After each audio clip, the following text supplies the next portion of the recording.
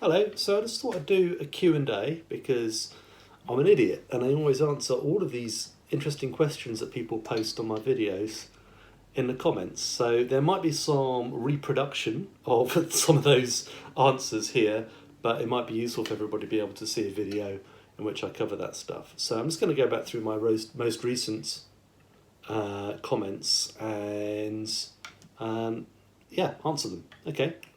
Okay, so the first question is, what scales are... This is from Alfonso Anderson in reply to my Finding the Freedom in Burning Tempos Cherokee lesson. He asks, what scales are you using and how much of the scale do you use and how do you know when to make the change? So this is all fundamental and really deep stuff that I don't know if I'm going to be able to answer in a short amount of time. But I think, like, a lot of people now are conditioned to think that in order to make interesting music you have to choose interesting scales, or that, you know, that there's a big importance to finding a scale that fits a whole chord progression and playing over that. And I think obviously one of the big bits of advice that everybody always gives when working on something is, start off with the chord tones. I just want to give you an example of something from, rock music, being, Jimmy Page's solo from Stairway to Heaven, which is over these chords. And these are all diatonic chords. They all belong to A minor, A natural minor, or A Aeolian, if you want to use the fancy term. It's just A minor, G major, F major, But his line is great. It's that he plays that, of course, as any Zepp fan knows, and it's basically a pentatonic, A minor pentatonic line, except for that note F. Now, if we were to analyse that in terms of the scale, we would think, it's A Aeolian or A natural minor, but that kind of loses a lot of the artistry of it, because he actually plays the change. He puts the F note over the F chord. Now, if you put the F note over the A minor chord, it would sound horrible, because that's an avoid note. That's a clash against the A minor.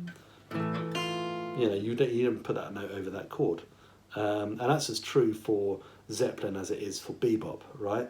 If you're going to do that note, you have to resolve it somehow. It just it grinds against that chord. So the fact that you know the scale, and you know that all of those chords belong to the Aeolian mode, or the natural minor, doesn't mean that you can make music with them.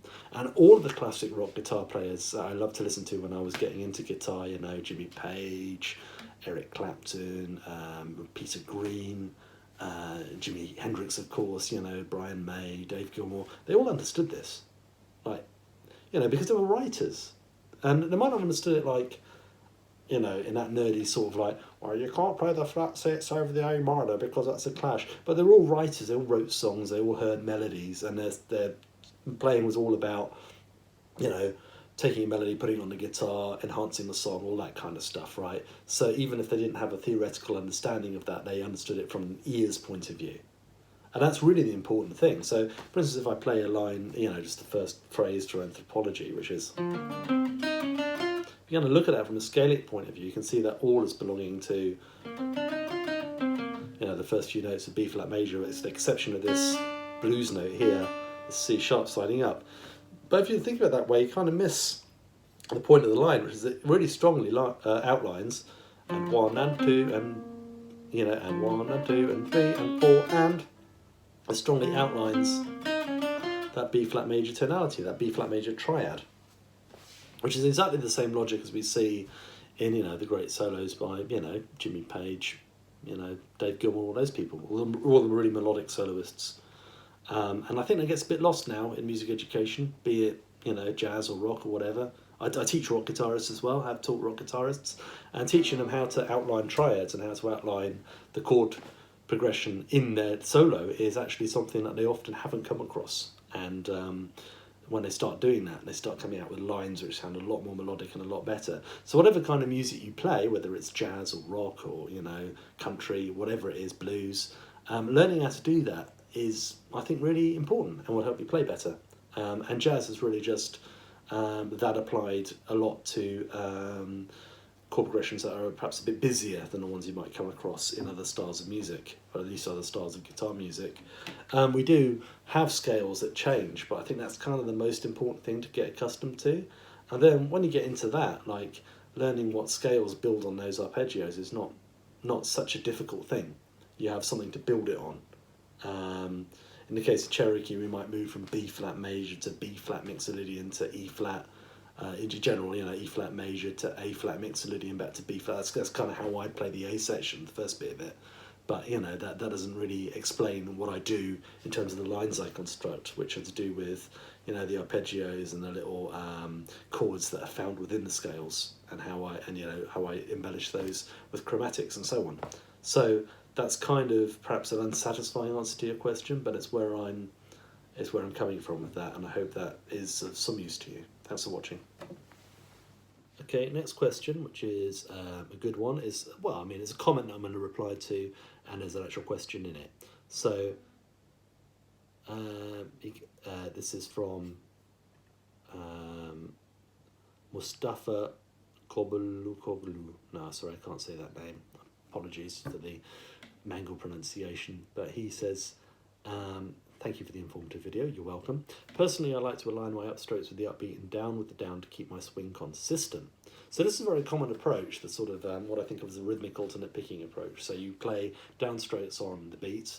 For instance, if I take my anthropology example again, up, down, up, down, up, down, up, down, up, like for instance, right? Okay, I'm not very good at that. So the effect is that you always see your hand bounce up and down like this. That's how you can tell somebody's playing like that. There's quite a few great guitar players who play that way. Mike Stern is a good example. Pat Martino, quite a few others I'm sure you can list. And it does create a consistent sense of accent, provided your upbeats and downbeats are very balanced. I don't want to criticise any players because I love all those guys, but I think what's quite interesting about the downward pick slanting approach is the way it isn't always consistent, and that's actually a feature. So for instance, if I play, like a scale, just like a G major scale, using downward pick slanting, so I'm using a Benson grip here roughly, but we're gonna do each new string with a downstroke. That isn't very not even,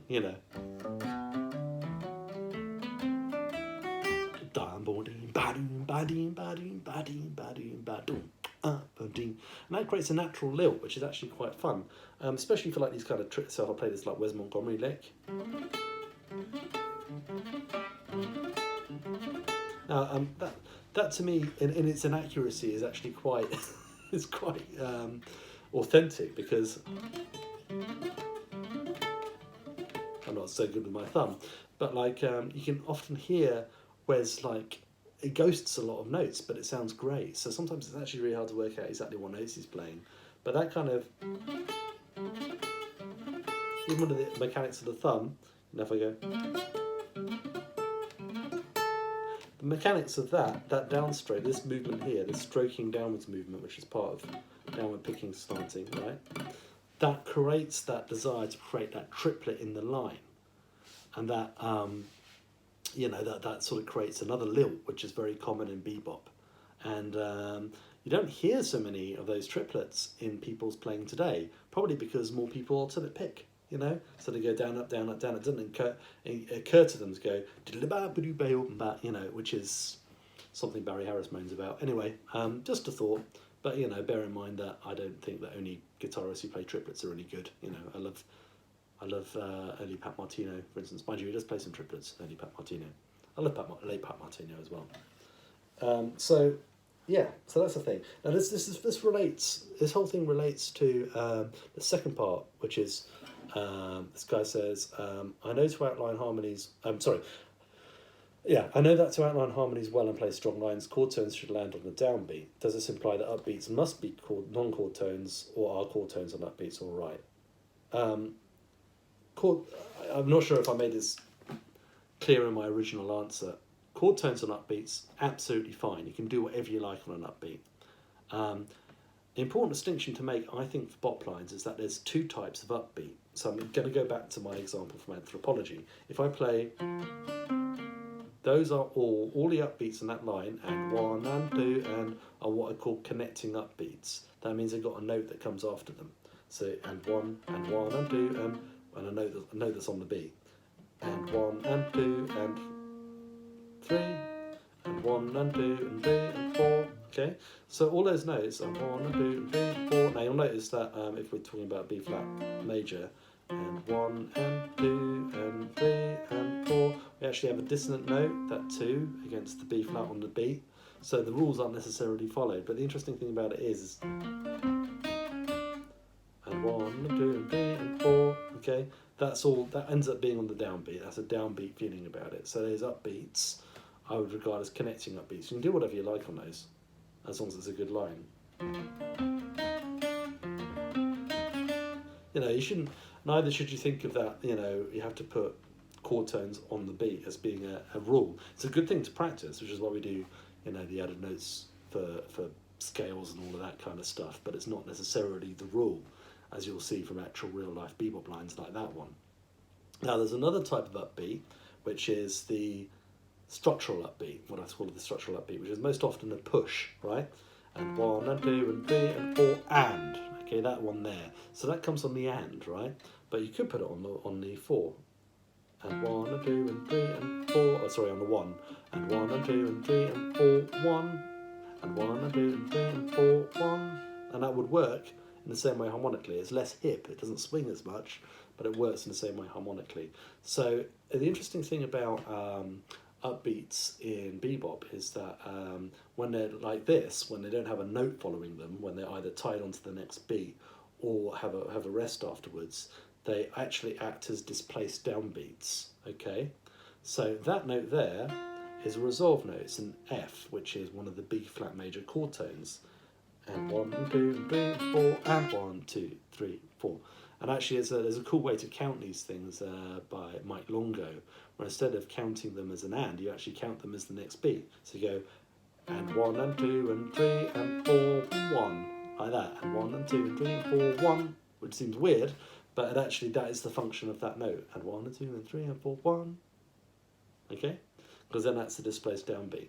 And harmonically, that would also belong to the next bar as well. That's the other thing to realise. So actually, we could even see it as being F7. It could be a chord tone of F7. And you get the same thing in bossa nova.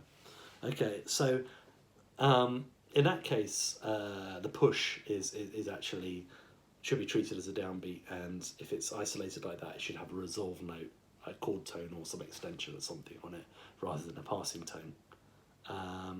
It's an interesting distinction. I don't hear it talked about that much, but it's kind of a big deal. Hope that makes some sense.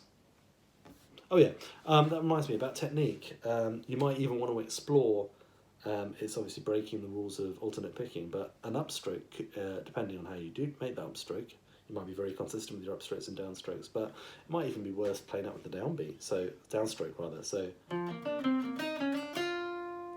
just to get that strength. And 1 and 2 and 3 and 4 and 1, 2, 3, 4. So you have like a double downstroke there.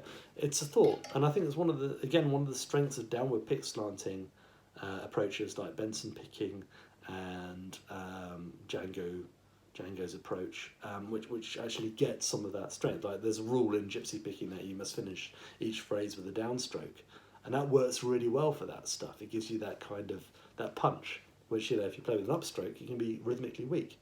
It depends on your technique. Like as I say, you know, like downward pick slanting, gypsy picking and stuff like that is designed to get a lot of acoustic sound out of the instrument. So the downstroke is necessarily different from the upstroke. Whereas in alternate picking, you spend a lot of time equalising them out, so it might not be such a big deal.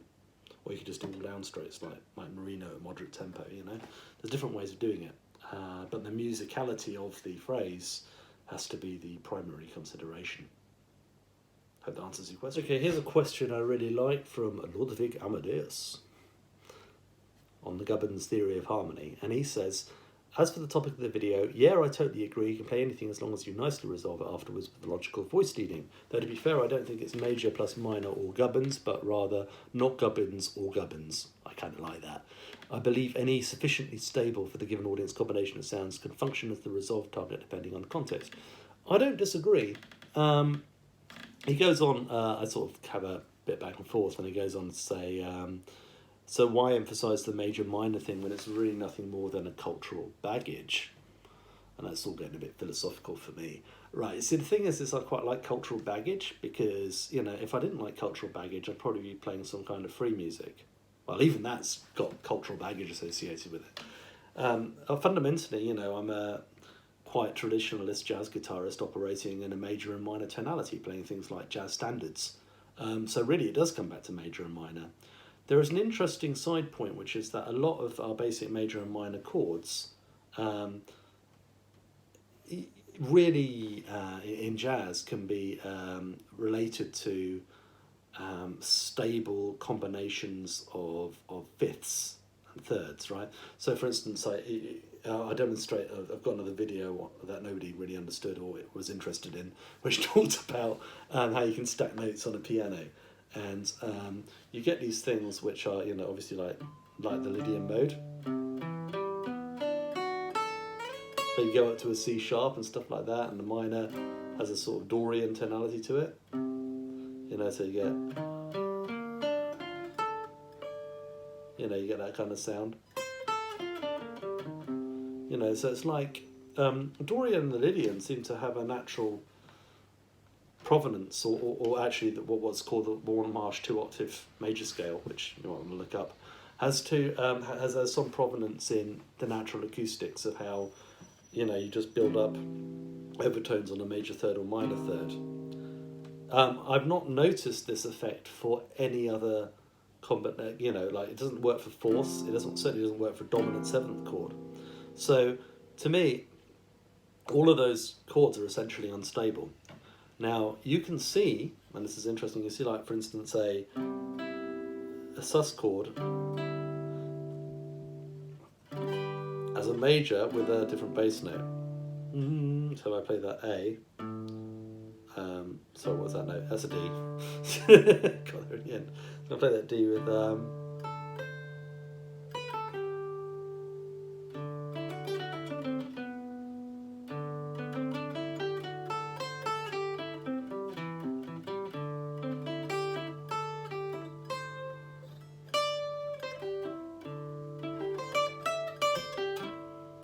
and that gives you that sus sound, right?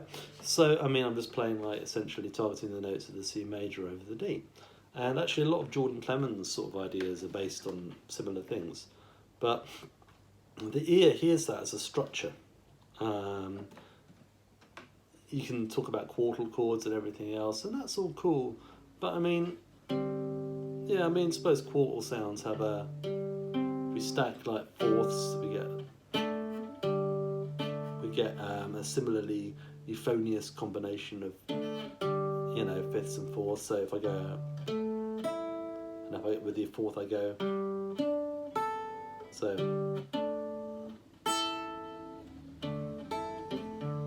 we get a scale with the fourths, so you can build that up as well.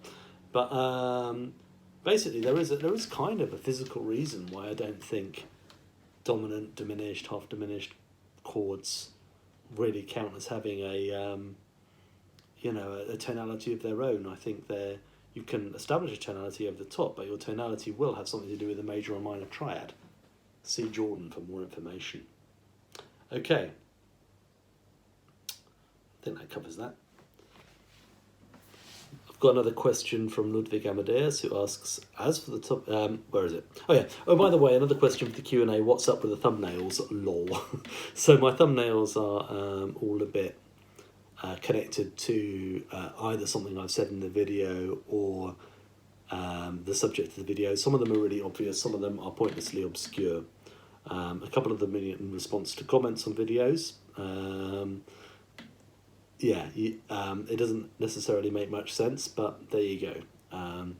I just kind of object to the idea of having a picture of me going like, 3 things you're almost certainly doing wrong about your jazz guitar playing and how to fix them right now. If you don't, you will suck at this forever, which seems to be the general format for jazz guitar videos out there, as far as I can tell. This one isn't really a question, it's more a point that I just wanted to flag up because it's very interesting. Harrison Ivas writes in response to my Why I Don't Fingers Pick Comping Chords Much video, Just went to a workshop with Peter Bernstein, and he actually touched on this. He said he didn't understand why guitar players hybrid pick chords when comping, because the texture you get when pulling is more like a harp. I mean, there's not necessarily anything wrong with that, but that's his point. Not the strong downstroke needed to truly emulate the sound of something like the piano, and I think there's an element of truth to that. I mean, obviously I do, because I love Peter's playing.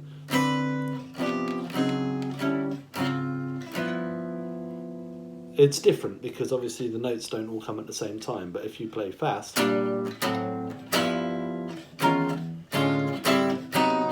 you get more of that sound. You end up having to relearn how to feel, time and swing with a new picking technique when you already do this with the plectrum picking. That's a very good point, I think. Again, for me it comes from having to play this way because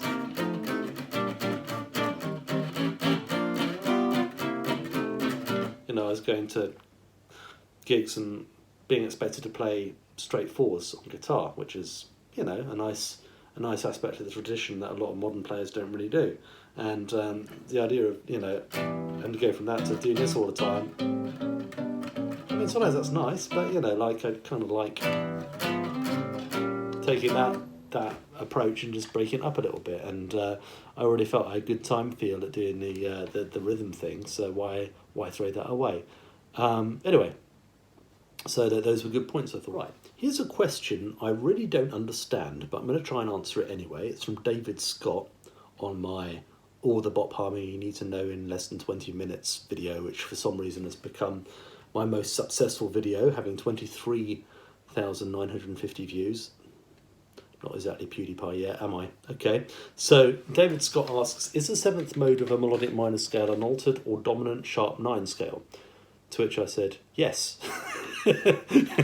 Okay, so, I mean, the melodic minor modes are kind of weird, in that I'm not entirely convinced how much they have to do with, with bebop. But I just want to sort of touch on this one. The altered scale, I'm not convinced is a melodic minor mode. I kind of think it might be its own weird thing that happens to resemble the seventh mode of the melodic minor mode. So seventh mode of the melodic minor scale. Weird as that might sound. Anyway, so I mean, is it a dominant sharp 9 scale? Another question which could be asked is it a minor 7 flat 5 scale, or is it a dominant sharp 9 scale? And the answer is, you see, you are paying attention. Right, why do I say that? Well, because the altered scale, if you actually look at where it comes, some people call it the superlocrian scale because it has, its basic structure is, if I play it from in the key of G, because that's, kind of resolve into C major then, the first few notes of that will be, as we go up the thirds, 1, flat 3, flat 5, flat 7, so it's a minor 7 flat 5 arpeggio. Then we get the 9th, and then we get the minor. So the minor triad, which is a half step up. So that goes to the flat 9, the 3, and the flat 13. And in practice, absolutely nobody plays it that way because it doesn't make any sense. Because it's not a good scale for, I mean, you can play it. You can play it. That sounds kind of cool, actually. You can play it over the altered chord and it sounds nice. But I mean, the thing is that's not how we think of it. We don't think of this scale as being 1, flat 9, flat 3, flat 4, because that's what that note is in context. If we go up any other arpeggio, if we go up the mixolydian, for instance, it's 1, 3, 5, flat 7, 9, 11, 13, and then back to 1 again. In this case, that would be 1 flat. If it's an altered scale, every note is flat, right? 1, flat 3, flat 5, flat 7, flat 9, flat 11, okay, flat 13, right? But we don't think of the flat 11. We think that as a major third. We think of the flat 3 as a sharp 2. So